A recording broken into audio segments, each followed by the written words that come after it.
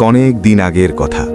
সিরিয়ার এক দুর্গম বনের প্রান্তে একটি ছোট কুঁড়ে ঘরে বাস করত এক কাঠুরে। তার নাম ছিল ইব্রাহিম। ইব্রাহিম ছিল অত্যন্ত ধার্মিক এবং সৎ। তার পরিবারে ছিল বৃদ্ধ মা, স্ত্রী এবং দুটি ছোট সন্তান। প্রতিদিন খুব ভোরে ইব্রাহিম তার পুরনো কুঠারটি নিয়ে বনের গভীরে চলে যেত। সারাদিন হাড় ভাঙা খাটুনি দিয়ে শুকনো কাঠ সংগ্রহ করত এবং তা বাজারে বিক্রি করে যা পেত তা দিয়েই চলত তাদের সংসার। কিন্তু দিন দিন ইব্রাহিমের অভাব বাড়তে লাগল। বাজারে কাঠের দাম কমে গেল আর খাবারের দাম আকাশচুম্বী হয়ে উঠল। অনেকদিন এমন হতো যে সারাদিন কাঠ কেটেও ইব্রাহিম একবেলা খাবার কেনার মতো টাকাও জোগাড় করতে পারত না। তার ছোট ছোট সোনামণিরা যখন ক্ষুধার জ্বালায় কাঁদত, ইব্রাহিমের বুক ফেটে যেত।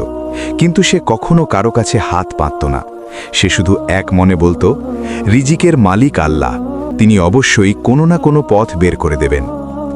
একদিন এমন এক সময় এলো যখন ইব্রাহিমের ঘরে এক দানা চালও অবশিষ্ট রইল না। টানা ৩ দিন ধরে তার ঘরে উনুন জ্বলল না। ইব্রাহিম দিশেহারা হয়ে বনের গভীরে চলে গেল। সে ভাবল, আজ তাকে অনেক কাঠ কাটতে হবে, নইলে তার পরিবারের কেউ বাঁচবে না। কিন্তু সেদিন ছিল প্রচণ্ড গরম। ইব্রাহিম রোজা অবস্থায় ছিল। ক্ষুধার জ্বালায় তার শরীর কাঁপছিল। এক পর্যায়ে সে একটি বিশাল গাছের নিচে জ্ঞান হারিয়ে পড়ে গেল।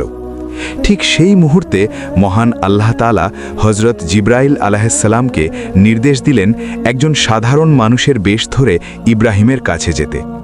আল্লাহ চাচ্ছিলেন ইব্রাহিমের ধৈর্য এবং ঈমানের এক পরীক্ষা নিতে।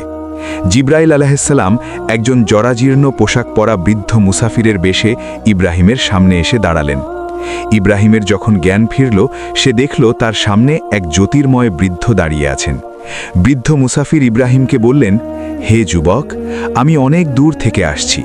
আমি প্রচণ্ড তৃষ্ণার্ত এবং ক্ষুধার্ত। তোমার কাছে কি সামান্য জল বা এক টুকরো রুটি হবে? ইব্রাহিম নিজের ক্ষুধার কথা ভুলে গেল। সে ভাবল, আমি তো উপোস থাকতে পারি, কিন্তু এই বৃদ্ধ মুসাফিরকে খালি হাতে ফেরানো যাবে না। সে নিজের থলে থেকে শেষ এক ঘটি পানি এবং এক টুকরো শুকনো রুটি বের করে বৃদ্ধের হাতে দিল। এটিই ছিল ইব্রাহিমের শেষ সম্বল। বৃদ্ধ রুটিটি খেয়ে মুচকি হাসলেন এবং বললেন, হে নেককার যুবক, তোমার এই ত্যাগে আল্লাহ খুশি হয়েছেন। তুমি কি জানো তোমার রিজিক কোথায় লুকিয়ে আছে? ইব্রাহিম অবাক হয়ে তাকিয়ে রইল। বৃদ্ধ বললেন, তুমি যে গাছের নিচে শুয়ে আছো, এই গাছের শিকড়ের নিচে 3টি বড় বড় কলস আছে। একটিতে আছে সোনা, একটিতে রূপা আর একটিতে আছে হীরা। তুমি সেগুলো নিয়ে তোমার অভাব দূর করো। ইব্রাহিম বিশ্বাস করতে পারছিল না। সে মাটি খুঁড়তে শুরু করল এবং বিস্ময়ের সাথে দেখল সত্যি সেখানে 3টি কলস রাখা আছে। কিন্তু ইব্রাহিম ছিল অত্যন্ত পরহেজগার। সে ভাবল, এই সম্পদ কি আমার জন্য হালাল? আমি তো কাঠুরে, আমি পরিশ্রম করে খেতে জানি। ইব্রাহিম বৃদ্ধকে জিজ্ঞেস করল, এই সম্পদ কি আমার জন্য বৈধ? বৃদ্ধ জিব্রাইল আলাইহিসসালাম বললেন, এটি তোমার ধৈর্যের পুরস্কার। তবে মনে রেখো, সম্পদের মালিক হওয়ার চেয়ে সম্পদের সঠিক ব্যবহার করা অনেক কঠিন। ইব্রাহিম যখন সোনাদানাগুলো নিয়ে গ্রামে ফিরল, তখন তার জীবন রাতারাতি বদলে গেল।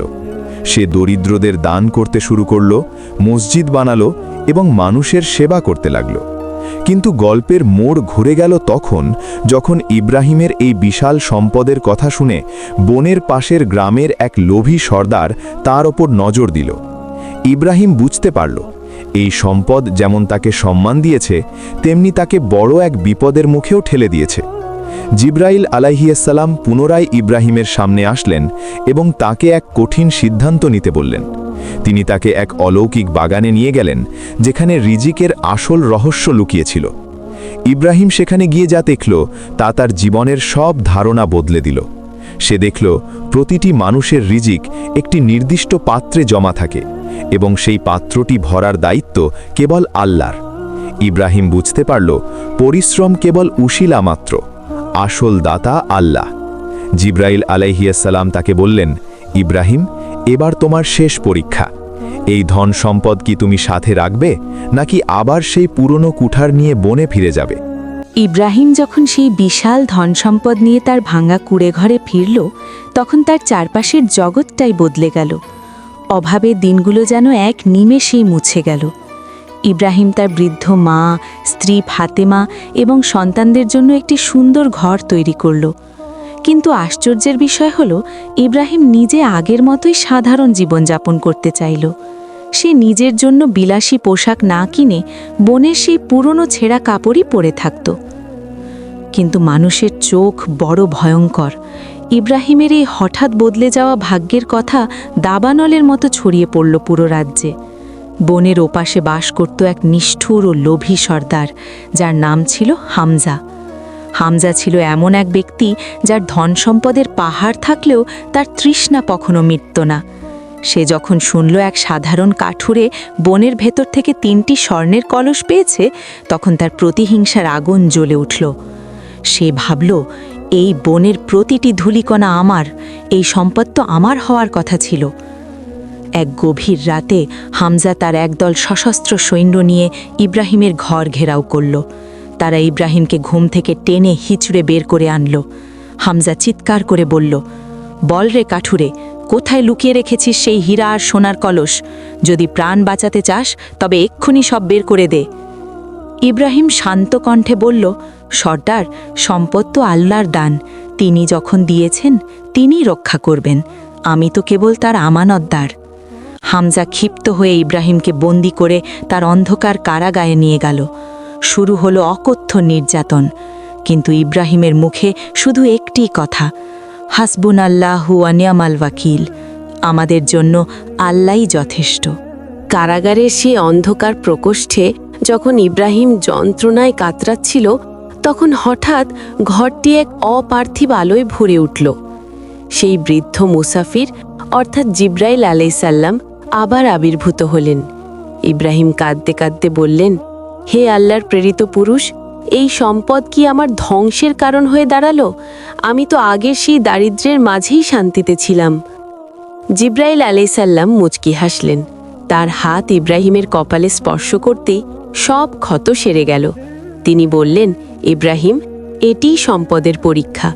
সম্পদ মানুষকে আল্লাহর কাছাকাছিও নেয়, আবার আল্লাহ থেকে দূরেও ঠেলে দেয়। তুমি ধৈর্য ধরো, আজ রাতে এক অলৌকিক ঘটনা ঘটবে। সেদিন রাতেই সেই রাজ্যে এক ভয়াবহ ভূমিকম্প শুরু হলো। সর্দার হামজার প্রাসাদ কাঁপতে লাগল। কিন্তু আশ্চর্যের বিষয়, ইব্রাহিমের কারাগারের দরজাটি একা একাই খুলে গেল। ইব্রাহিম বাইরে বেরিয়ে দেখল, আকাশ থেকে একদল নুরানি অবয়ব নেমে আসছে। জিব্রাইল আলাইসাল্লাম ইব্রাহিমকে বললেন, আমার হাত ধরো। মুহূর্তের মধ্যে ইব্রাহিম নিজেকে আবিষ্কার করল এক বিশাল নূরের সমুদ্রের তীরে। এটি ছিল সেই অলৌকিক রিজিকের বাগান, যা সে আগে কখনো কল্পনাও করেনি। জিব্রাইল আলাইসাল্লাম ইব্রাহিমকে একটি বিশাল গাছের সামনে নিয়ে গেলেন। সেই গাছের প্রতিটি পাতায় এক একটি মানুষের নাম লেখা ছিল। ইব্রাহিম দেখল, একটি পাতায় তার নাম লেখা আছে এবং সেই পাতাটি স্বর্ণের মতো জ্বলজ্বল করছে। জিব্রাইল আলাইসাল্লাম বললেন, ইব্রাহিম, এই মহাবিশ্বের প্রতিটি প্রাণীর রিজিক আল্লাহ তাআলা এভাবেই লিখে রেখেছেন। তোমার নামে যা বরাদ্দ আছে তা পৃথিবীর কোনো শক্তি ছিনিয়ে নিতে পারবে না। হামজা তোমার সম্পদ চুরি করতে পারে, কিন্তু তোমার ভাগ্য নয়। হঠাৎ জিব্রাইল আলাইসাল্লাম ইব্রাহিমকে বললেন, ইব্রাহিম, তোমার সামনে এখন 2টি পথ। প্রথম পথ, তুমি এই দুনিয়ার সব সম্পদ নিয়ে বাকি জীবন সুখে কাটাতে পারো, কিন্তু তাতে পরকালের হিসাব হবে অত্যন্ত কঠিন। দ্বিতীয় পথ, তুমি আবার তোমার সেই পুরনো কুঠার নিয়ে বনে ফিরে যেতে পারো। সেখানে অভাব থাকবে, কিন্তু তোমার প্রতিটি নিঃশ্বাস হবে আল্লাহর জিকিলে পূর্ণ। ইব্রাহিম এক মুহূর্ত চিন্তা না করে বলল, আমি আল্লাহর সান্নিধ্য চাই। আমি সেই কাঠুরে হয়েই থাকতে চাই, যে দিনের শেষে এক টুকরো হালাল রুটি খেয়ে শান্তিতে ঘুমাতে পারে। আমার দুনিয়ার ধন সম্পদ চাই না। পরদিন সকালে যখন সূর্য উঠল, গ্রামবাসীরা দেখল সর্দার হামজার প্রাসাদ মাটির সাথে মিশে গেছে, কিন্তু ইব্রাহিমের সেই ছোট কুঁড়ে ঘরটি ঠিক আগের মতোই দাঁড়িয়ে আছে। ইব্রাহিমকে বনের ভেতর তার পুরনো গাছের নিচে বসে থাকতে দেখা গেল। তার পাশে সেই 3টি স্বর্ণের কলস আর নেই, কিন্তু তার চোখে মুখে ছিল এমন এক প্রশান্তি যা কোনো সম্রাট বা সুলতানেরও নেই।